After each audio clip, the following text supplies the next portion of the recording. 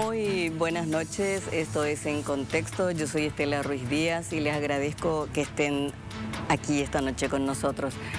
Hoy les propongo un tema muy interesante, se llama la migración paraguaya hacia la Argentina. ¿Quién no tiene un pariente en la Argentina? Las cifras hablan estimativamente de 2 millones de paraguayos que viven en la Argentina. Ese país hizo en estos días nada más el censo, seguro vamos a tener con mayor precisión esos datos. Pero yo les invité hoy a hablar de este tema al doctor Sebastián Bruno. Él es investigador de CONACYT y consultor. Muy buenas noches, Sebastián. Muchísimas gracias, muy buenas noches, Estela, es un placer y agradezco la invitación. Argentino enamorado del Paraguay. Literalmente, sí, el amor fue el motivo por el cual estoy hace ya 10 años residiendo aquí, que me tocó en el medio de esta investigación que estamos presentando hoy. Perfecto. Y bueno, aquí a mi izquierda está Fabricio Vázquez, es geógrafo, analista social y económico. ¿Qué tal, Fabricio? ¿Qué tal, Estela? Un placer estar aquí contigo. Bueno, la migración, este es el libro que va a presentar Sebastián Bruno mañana. Es muy interesante, dice Migración Paraguaya hacia Argentina, historia, demografía, acceso al mercado de trabajo y trayectorias territoriales. ¿Nos podés hablar tangencialmente de esta investigación, Sebastián?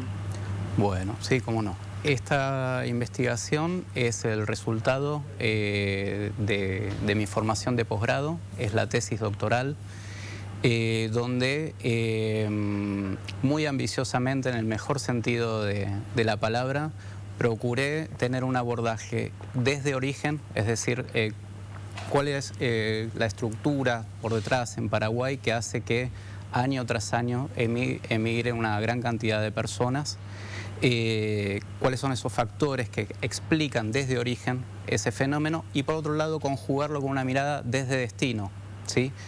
En qué lugares de Argentina se asientan, cuál es su inserción dentro de las mayores ciudades de destino, que son 3, Buenos Aires, Formosa y Posadas. Ahí tenemos un mapa, Jenny, si nos podrías mostrar, por favor, el mapa. Ese es un poco el primer mapa, ahí nos muestra, esas son desde donde se emigra, ¿no? Exactamente. El Instituto de Estadística de Argentina en el año 2002 y 2003 aplicó una encuesta, fue muy novedosa en términos metodológicos y nos permitió, entre otras cosas, conocer, pero ya a nivel de distrito, desde dónde salían los migrantes. Si vemos ahí los 3 mapas, nos quedan 3 miradas bien diferentes de los procesos. Una, la principal de Buenos Aires, que nos muestra quizás una mancha bien extendida en el territorio. Y lo que podemos sacar de conclusión rápida de ahí es la opción generalizada de paraguayos y paraguayas desde casi todo el país, salvo las franjas más influenciadas y con mayor vinculación con Brasil, en su destino hacia Buenos Aires. Por el contrario, cuando hablamos de la migración hacia Formosa, vamos a ver el enorme peso de los distintos distritos de Ñembucú, especialmente aquellos que son ribereños, y si seguimos río arriba vamos a encontrar también a Villeta, Asunción y distintas ciudades de Central. Por el contrario, en Posadas nos vamos a encontrar con esa influencia también más vecinal de Itapúa y muy especialmente Encarnación, pero se ve como la traza de la ruta 8 y la ruta 1, ¿no? Digo, un poquito más hacia el norte, con varios distritos de Cazapá, y la ruta 1 que se conecta, vemos las distintas localidades de Misiones que también toman ese camino que confluye en Posadas. Y ahí tenemos, eso nos da mucho elemento a la hora de pensar ya desde aquí, desde el lado de las políticas públicas, dónde actuar. Nos sirve como una especie de guía para poder focalizar políticas públicas que aborden la migración, cosa que todavía no hemos tenido oportunidad de desarrollar. Fabricio, hablando de este mapa un poco que estábamos viendo, Paraguay es más allá de calle Última, te suelo escuchar, solemos hablar en radio, y hay todavía esa visión de que Asunción céntrica, por llamarlo de alguna manera, y algunas ciudades nada más. Sin embargo, hay una nueva configuración económica y política del mapa del Paraguay. Asimismo, Estela, se han sucedido transformaciones estructurales en el campo económico principalmente, y eso ha traccionado otro tipo de transformaciones sociales, ha emergido una clase media, estimamos, y comparado con, vinculando al tema de las migraciones, el libro de Sebastián, y quiero vincular a tu pregunta, el libro de Sebastián muestra cómo las migraciones responden a condiciones sociales, laborales, tanto de origen, en el caso de Paraguay, como en el destino. Y llama poderosamente la atención cómo en el momento de mayor auge de la economía paraguaya, donde caen los niveles de pobreza extrema, mejoran algunas dimensiones sociales, igual continúa, este éxito, entre comillas, nos generó un retorno, por ejemplo. Entonces, las migraciones, en este caso la Argentina, o la paraguaya en la Argentina, no debe ser vista solamente por su número. Hay unos fenómenos que se pueden explicar más, y es justamente lo que preguntabas. ¿Cómo y hasta qué punto estas regiones que nos corresponden ya casi a la división administrativa, ¿verdad? Por ejemplo, hay 5 San Pedros dentro del departamento de San Pedro, o sea, hay 5 economías, quizás más si uno les estudia mejor. Entonces, es como en este proceso de transformaciones sociales, de mejoramiento de condiciones, ¿cuál ha sido la participación? ¿Se ha reducido la migración desde estos lugares? O en todo caso, lastimosamente, Sebastián ya no era su foco de análisis, a ver si hay migración de retorno, y de esa forma capitalizamos esta migración, que entre paréntesis veíamos en los mapas de Sebastián, los paraguayos preferimos ciudades, incluso proviniendo de zonas rurales. Hay una inserción a la economía de servicios, principalmente en Argentina. Sebastián, hablas de 3 tiempos de migración paraguaya. ¿Tiene razones políticas y económicas básicamente?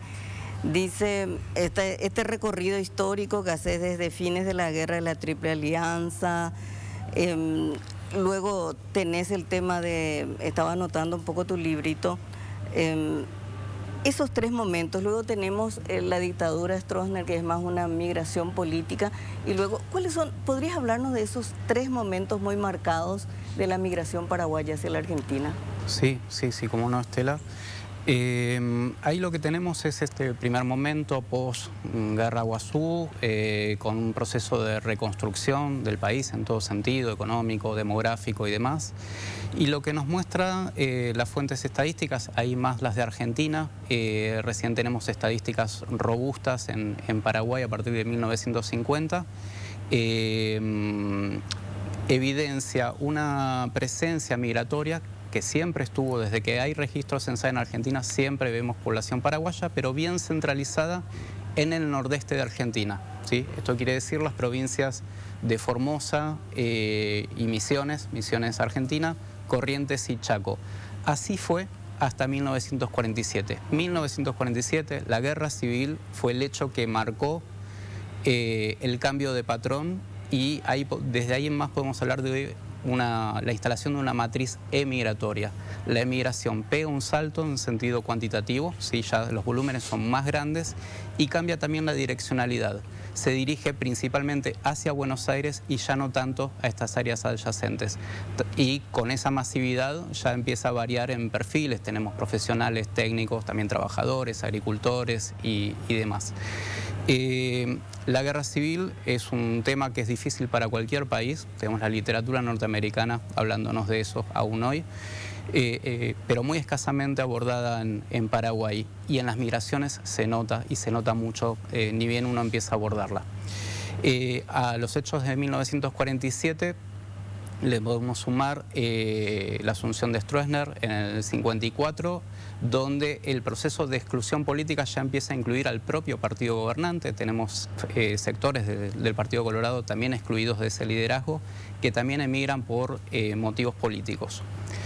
En el medio empieza una gran transformación conocida ya por la bibliografía, la marcha hacia el este, la colonización en los departamentos del este y norte, las obras de infraestructura, especialmente Itaipú, ¿sí? Ahí hablamos de una emigración ya más de carácter económico y donde cambia también el perfil de las personas migrantes. Cuando antes teníamos mayoría de hombres, típicos de cualquier proceso migratorio, ya estas alternativas de colonización en áreas rurales del este y las obras de infraestructura atraen mano de obra masculina y ya cambia el rostro de la migración hacia Argentina y pasa a ser predominantemente femenino.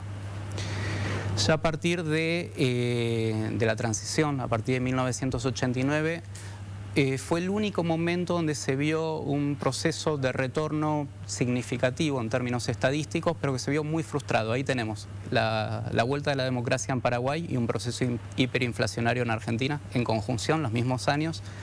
Y el retorno, lo que está documentado es una gran sensación de frustración ante la imposibilidad de volver y asentarse en Paraguay en trabajos más formales o que den un mínimo esperado por esos retornados. Y eso hace que ya en el censo siguiente, en el 2001, volvamos a ver una cantidad muy importante de migrantes.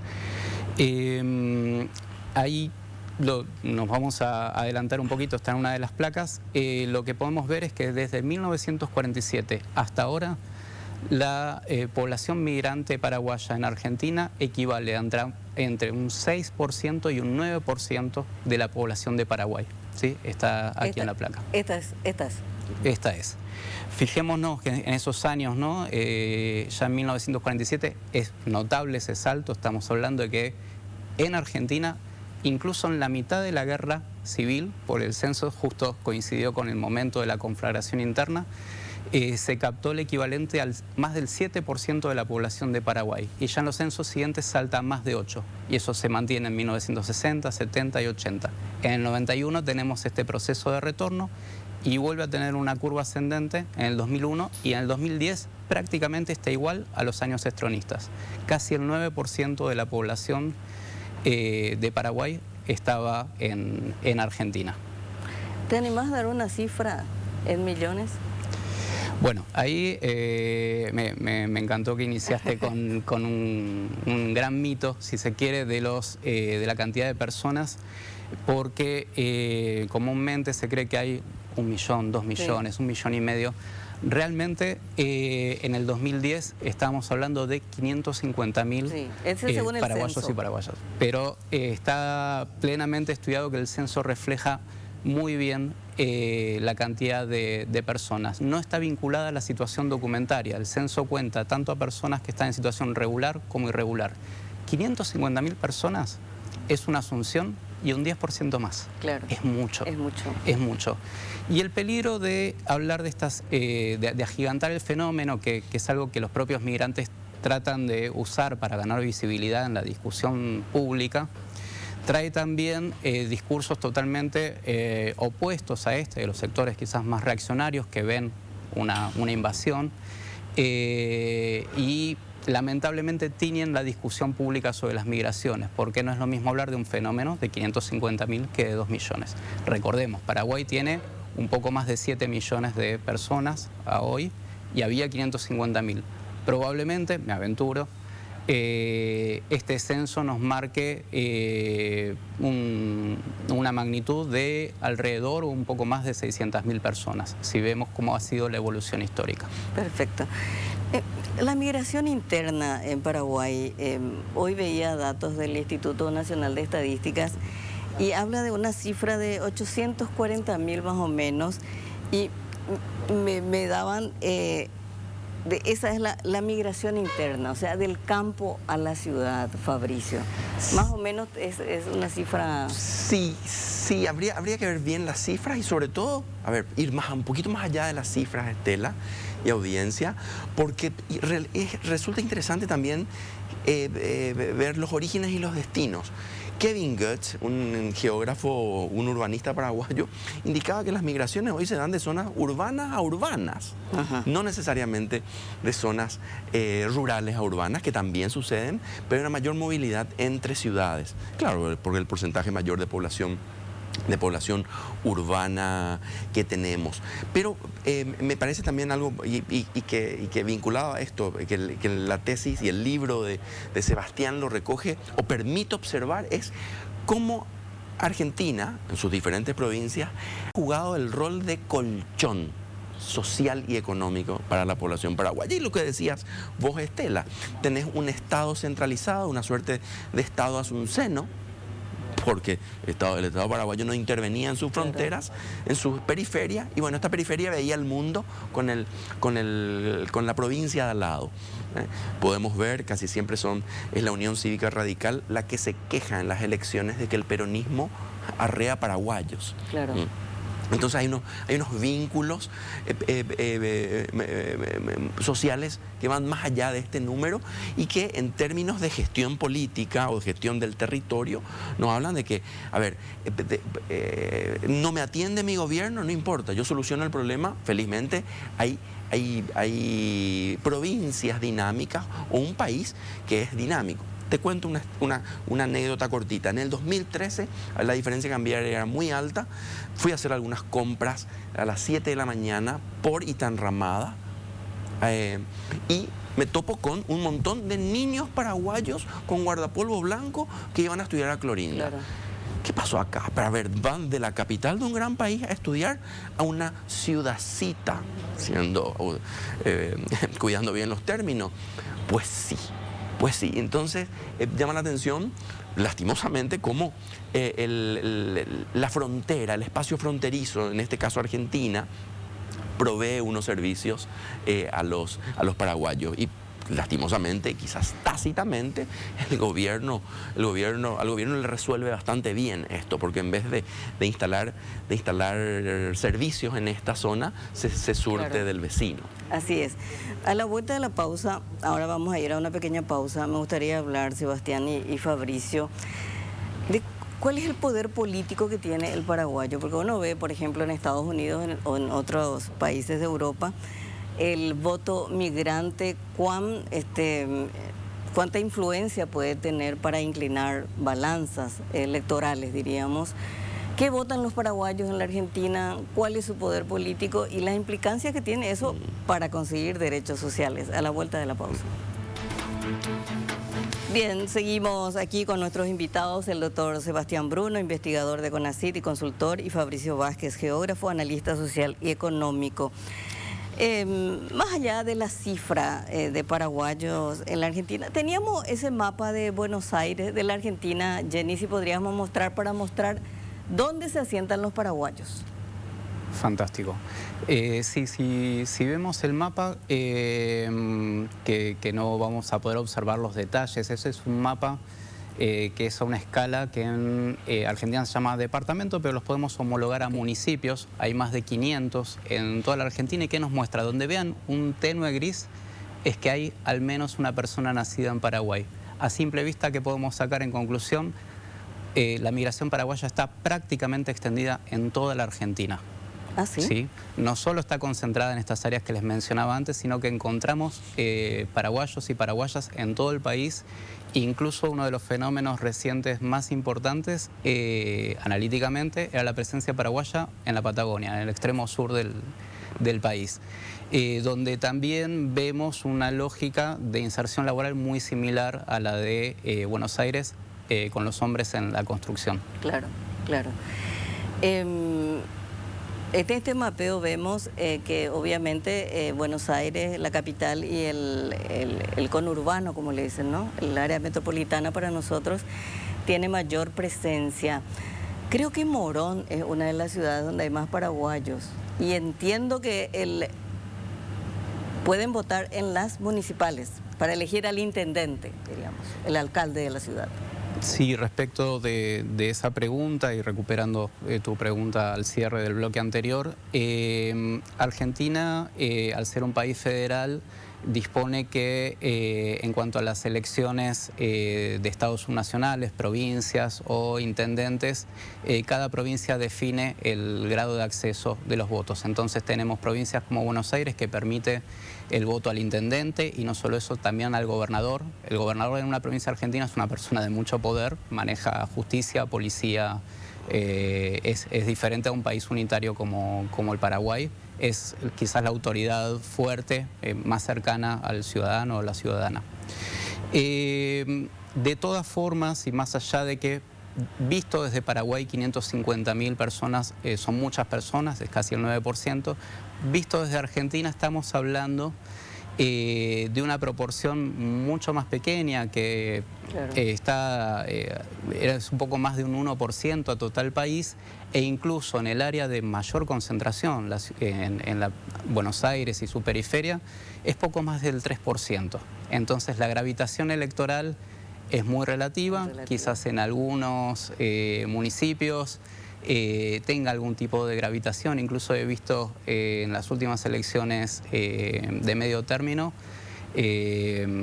a migrantes o hijos de migrantes con mensajes escritos en guaraní apelando al voto migrante, así que bueno, ahí lo vemos presente. Pero quizás está mucho más presente en lo cultural, ¿sí? Ya hoy, al caminar por Buenos Aires, encontramos chipa e incluso sopa paraguaya en las panaderías. Encontramos canciones, diálogos en guaraní, se nota. Se nota la presencia. Fabricio, siempre decimos que Paraguay, para los asuncenos, termina en calle última. Sin embargo, vos hacías un nuevo mapa del Paraguay con ciudades cabeceras departamentales muy importantes que concentran la economía, básicamente. ¿Podrías hablarnos de esa nueva fisonomía, por la mano? Ya que estamos en época de elecciones de presidentes el año que viene, que están haciendo campaña, a ver si tienen esa mirada para ver las necesidades y cómo están esas regiones hoy. Claro, sí, bueno, una pregunta bastante compleja, interesante y cambiante sobre todo, y desafiante, Estela, porque nos lleva a sobrepasar los límites administrativos y sobrepasar la arquitectura burocrática tradicional.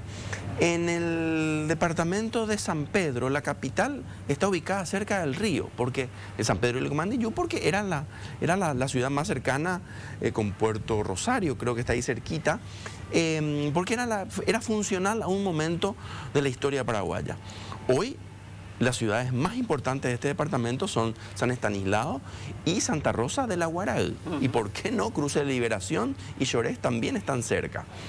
Entonces, se rediseñan los departamentos, este esquema de ciudades, y casi siempre hackean a la ciudad capital tradicional. En el departamento de Paraguarí, Carapeguá tiene un mayor dinamismo, mayor población incluso que la ciudad de Paraguarí, incluso que Paraguarí siendo el asiento del poder judicial, de las gobernaciones, pero la economía pasa por otro lado. Eso se ve también en el departamento de Cazapá, donde la ciudad de San Juan de Pomuceno muestra unos niveles mayores de dinamismo. Entonces, esto es un gran desafío porque los hacedores de política, los líderes, tienen que incorporar esta nueva gramática del territorio, ¿verdad? Y esto resulta sumamente difícil porque está tatuado en la piel la cuestión, los límites departamentales y la capital departamental. En el departamento de Paraguarí es tan fuerte esta visión que, por ejemplo, la gente te dice, en los discursos políticos se escucha siempre, sí, nosotros lo del 9º departamento. ¿Sí? El número 9 reemplazó al nombre del departamento. Entonces, nuestra aproximación al espacio debe ser revisada, porque finalmente termina siendo un mapa del tesoro falso. Es decir, si vamos a intervenir en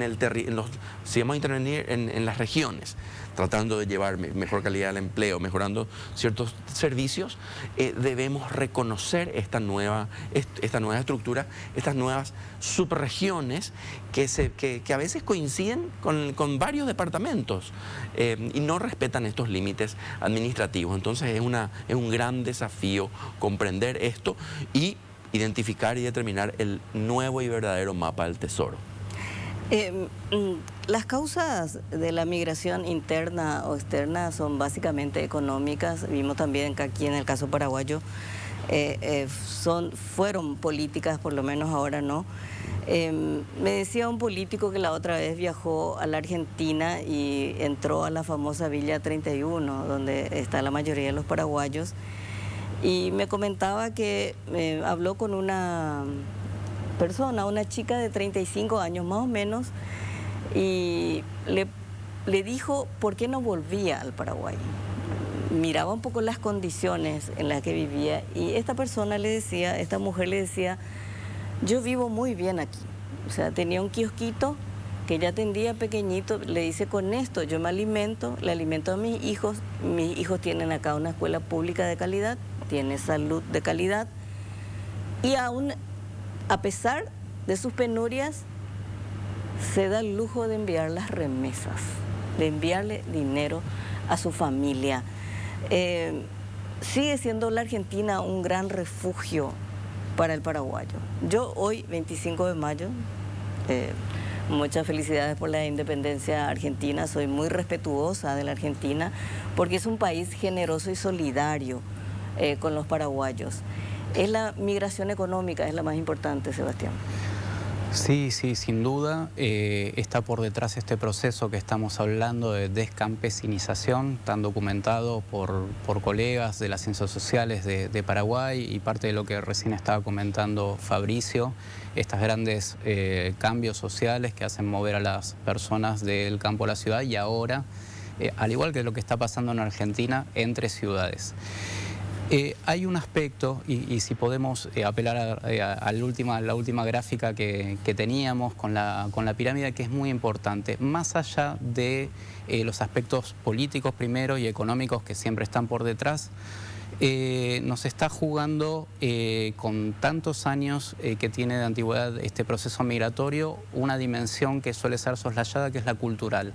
Cuando se instala la cultura de la emigración, y esto también lo hemos observado en Uruguay, se instala la noción de que la búsqueda por esa mejora, una pequeña acumulación, sea para volver o sea para desarrollar la vida en destino, se da fuera. ¿Sí? Quizás cambian las condiciones en Paraguay, pero tenemos este chip que nos comentaba Fabricio, este modo de pensar y concebir proyectos de que la oportunidad de hacer esa pequeña acumulación estaba afuera. Y esto impacta especialmente en los jóvenes. Si observamos la pirámide de población de los paraguayos con la última foto de 2010 y se viene repitiendo los últimos censos, vemos esa franja importante de jóvenes que siguen alimentando al proceso migratorio. Y ahí cabe preguntarse entonces sobre un leitmotiv de los últimos años, de los últimos gobiernos, que es el bono demográfico. Paraguay se dice que tiene una gran oportunidad por su estructura demográfica, tiene una gran proporción de jóvenes, eso es cierto, es una oportunidad única, después se vuelven a equilibrar los grupos y no vamos a tener este excedente de mano de obra con pocas personas a las cuales, de los cuales dependan de ellos, niños y adultos mayores. Pero parte de ese bono demográfico está pagando dividendos en Argentina y en menor medida en España, ¿sí? Uno ve y dice, bueno, ok, casi el 9% de la población de Paraguay está en Argentina, pero si ya nos vamos a esa franja entre los 20 y los 40 años, estamos hablando de alrededor del 12, más del 12%, ¿sí? Entonces imaginemos cómo podría crecer, ¿sí? Si hacemos un escenario contrafáctico, cómo podría crecer la economía paraguaya si tuviese un 10% más de mano de obra con los puestos de trabajo, con todo disponible para hacer crecer el país.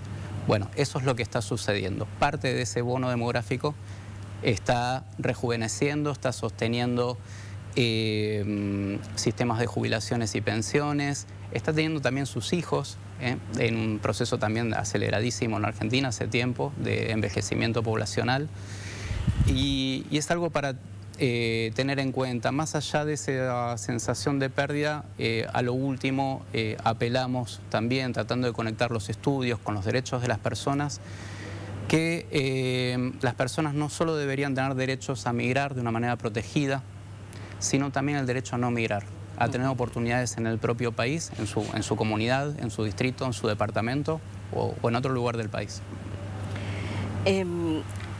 Fabricio, leía un artículo que habías escrito y un poco las causas de la migración interna que se da, del avance de la agricultura empresarial, la crisis del modelo productivo, diríamos, la cultura de la agricultura familiar, y hablaban en este estudio de que son procesos irreversibles.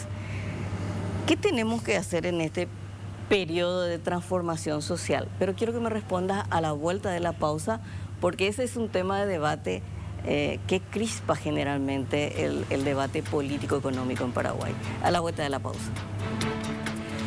Bien, volvemos en contexto con nuestros invitados Sebastián Bruno y Fabricio Vázquez. Estamos hablando de la migración paraguaya hacia la Argentina, pero aprovechamos la presencia de Fabricio para que nos hable de la migración interna.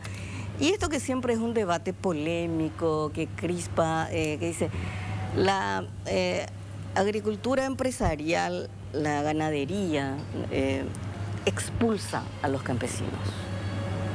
Y esa es la situación que genera los cinturones de pobreza de Asunción, los cientos de asentamientos que tenemos en Central. ¿Es así, Fabricio?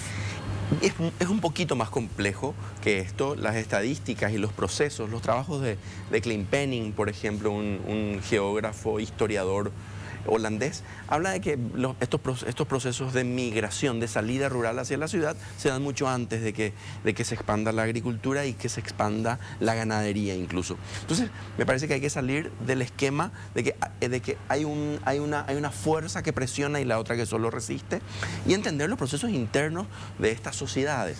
Dicho esto, se ha trabajado y el discurso más fuerte, el discurso dominante, tanto en América Latina y en Paraguay también, era la del arraigo rural.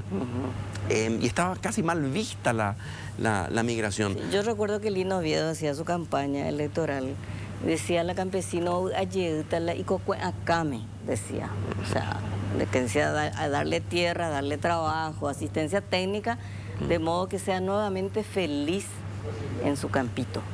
Claro, pero es una referencia al mito. ¿Qué le dice la profesora al alumno en las zonas rurales o qué le dice el papá? Y bueno, estudien todo porque vayan allá, vayan a progresar. La zona rural no es un campo un espacio de subsistencia. Lastimosamente, por limitaciones tecnológicas, limitaciones crediticias, limitaciones de acceso a la tierra, etcétera, etcétera. Pero hay una descomposición interna del campesinado que a veces se ve agravada por la expansión típica de un esquema capitalista expansivo de otros sistemas. En la región oriental estamos viendo que en la década, finales de la década del 2000, del principio de la década del 2000, este avance de la agricultura tecnificada presionó a las comunidades de Caguazú y Caguazú principalmente, y han tenido que emigrar. Pero esta fuerza siguió y ahora está expulsando a ganaderos por procesos económicos. Entonces creo que igual se insiste mucho en el discurso que los jóvenes tienen que quedarse ahí. Sin embargo, que las motos son el trampolín para ir a trabajar y a estudiar. Yo en la universidad he tenido colegas, tenía compañeros, hijos de campesinos. Al egresar y al recibirse ingeniero agrónomo, ¿volvieron a sus fincas? No. Entonces, habría que replantear muy bien, con nuevos lentes, para entender una problemática que es un poco más compleja y menos simplista sobre todo. Perfecto. Sebastián, veía en este material que hay dos mitos un poco de los que hablabas, en el sentido de rompe algunos mitos. Uno, hablábamos de la cantidad de paraguayos, si existe 1 millón, 2 millones, y en realidad el último censo nos hablaba de 550.000 y ahora según el nuevo censo nos va a hablar de otro. Y también que los inmigrantes paraguayos son de la zona rural, que no es cierto tampoco eso. No, no es cierto. Más de la mitad de los migrantes paraguayos vienen de Asunción, Central y ciudades intermedias como Villarrica, Encarnación y otras más que podemos mencionar. Y ese es un mito en general muy asociado a las inserciones laborales. Ahí vemos que 4 de cada 10 hombres paraguayos que trabajan en Buenos Aires, estamos hablando de Buenos Aires particularmente, trabajan en la construcción. Y 6 de cada 10 mujeres paraguayas trabajan en el servicio doméstico. El primer atajo explicativo es, vienen del campo. La estadística nos muestra, no, de ninguna manera, e incluso si comparamos a quienes trabajan en estos sectores y a quienes trabajan en el resto de los sectores, nos encontramos con áreas de proveniencia iguales. No se diferencia por ese lado. El otro atajo, especialmente con las mujeres, es decir, estas inserciones son transitorias, es cuando se es joven, es para empezar y después se pasa a otras inserciones. Nuevamente la estadística nos muestra no solo jóvenes, sino gente ya adulta en su vida laboral que sigue en estos sectores económicos. Entonces es una inserción más bien estructural y más permanente. Y por último, quizás el mito más fuerte de todos, es echarle la culpa, si cabe la expresión, al nivel de instrucción. Pasa que son de bajo nivel de instrucción. Bueno, veamos. Efectivamente, aquellos migrantes con menor nivel de instrucción están todavía más concentrados en esos sectores, pero vemos concentraciones enormes en hombres que tienen secundario completo o más en la construcción, y todavía es más visible en las mujeres. Casi la mitad de las mujeres paraguayas que tienen secundario e incluso años de la universidad trabajan en el servicio doméstico, absolutamente sobrecalificadas para la tarea. Y eso tiene que ver con un complejo entramado entre las redes migratorias, redes donde los pioneros se asentaron en esos lugares, que allanan el camino, esas inserciones. Incluso en el caso de la construcción son paraguayos que reclutan a otros paraguayos en sus equipos de trabajo, y en el caso de las mujeres son migrantes que se recomiendan unas a otras. Perfecto. Llegamos al final de nuestro programa. Quiero anunciar que mañana se lanza este libro. ¿Nos puedes decir dónde? Sí, Sebastián, va a ser en la Sociedad Científica del Paraguay, para que todos se ubiquen muy cerca de la Cruz Roja. Perfecto. Les agradezco muchísimo por participar y nosotros nos vemos nuevamente el próximo miércoles.